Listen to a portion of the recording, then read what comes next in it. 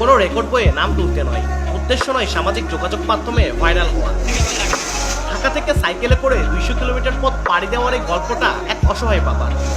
ছেলেকে মানুষের মতো মানুষ করতে রিক্সা চালক মোহাম্মদ রাজুর এত পরিশ্রম। ছেলের একটি সাইকেলের ভীষণ দরকার, রক্ত ঘাম করা পয়সায় সেই সাইকেলটিও কিনেছিল বাবা। তবে ঢাকা থেকে পরিবহন করে গাইবান্ধা নেওয়ার খরচটা জোগাড় করতে পারেন, তাই নিজের পরিশ্রমী পায়ে খুঁজে নিয়েছেন শেষ ভরসা।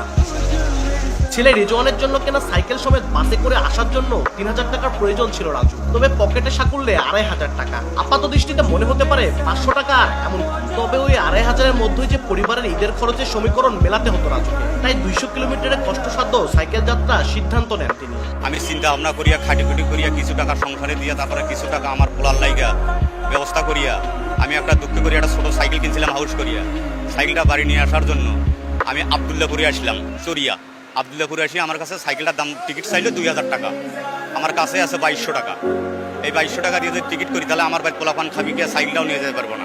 মহাসড়কে মধ্যরাতে একজন সাইকেল আরোহীকে দেখে তল্লাশির জন্য থামানো হয় চেকপোস্টে। সেখানে রাজুর গল্প জেনে সহায়তার হাত বাড়ায় সেনাবাহিনী। একটি ট্রাকে সাইকেল সহ রাজুর যাওয়ার ব্যবস্থা করে দেন দায়িত্বরত সেনা সদস্যরা। সঙ্গে পথে খাবারের জন্য দেন কিছু শুকনো খাদ্য। এই সময়টাকে একটু আনন্দঘন করে তুলতে আমাদের আজকের এই ক্ষুদ্র আয়োজন।